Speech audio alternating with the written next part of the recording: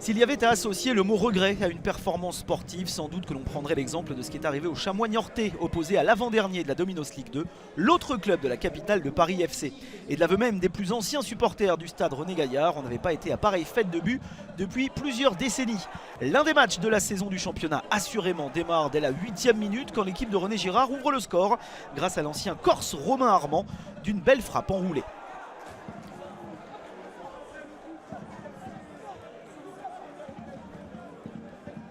À peine 3 minutes de jeu plus tard que le score va de nouveau évoluer. Inspiré, Sissoko prend le meilleur de la tête sur un centre de Koyalipou et retrouve le chemin défilé qu'il fuyait depuis la victoire face à Rodez fin novembre. D'ailleurs, depuis qu'il ne marque plus, Niort ne gagne plus, peut-être donc un bon espoir.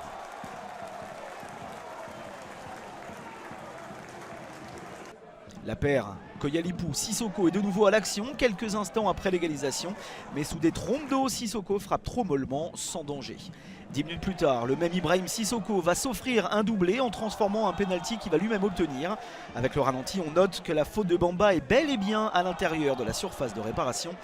Penalty ensuite transformé de manière impeccable et 2-1 pour les Locaux.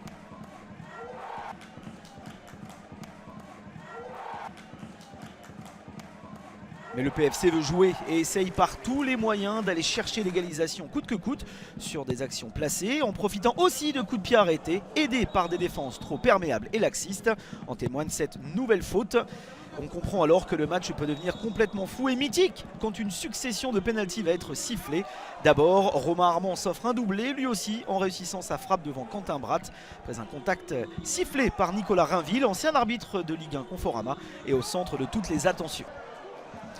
Et avant de voir un autre penalty, Niort et le PFC vont chacun leur tour s'offrir des occasions nettes. Une frappe de loin pour Valentin Jacob, poteau, et un face-à-face perdu pour Armand devant Bratt.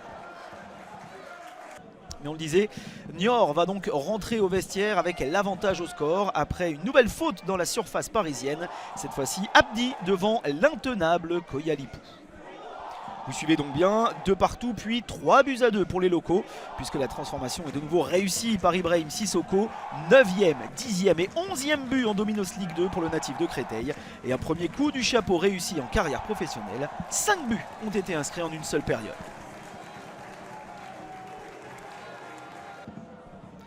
Au retour des vestiaires, l'un des hommes de base des Parisiens, Cyril Mandouki, qui est aussi l'un des capitaines du club parisien et qui n'a manqué aucune minute depuis la toute première journée, va remettre très vite les siens sur le bon chemin en s'offrant un premier but cette saison, mais également le 3e dans sa carrière en championnat. Il est à la récupération d'un ballon joué en profondeur et nettement plus rapide que Kemen. Il profite aussi de la sortie hasardeuse de Bratt. Ça fait 3 partout. À noter aussi la passe décisive pleine de toucher et de style signée Julien Lopez.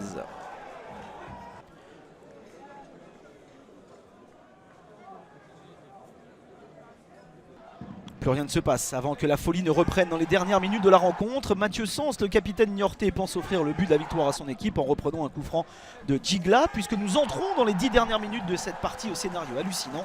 4-3 pour Niort, un résultat acquis grâce à des buteurs en verve et un Quentin Bratt qui va même s'illustrer après une nouvelle faute, une énième faute dans la surface, une faute de main de Kilama, penalty de plus. Mais un de trop pour Armand qui lui de son côté ne va pas s'offrir de triplé.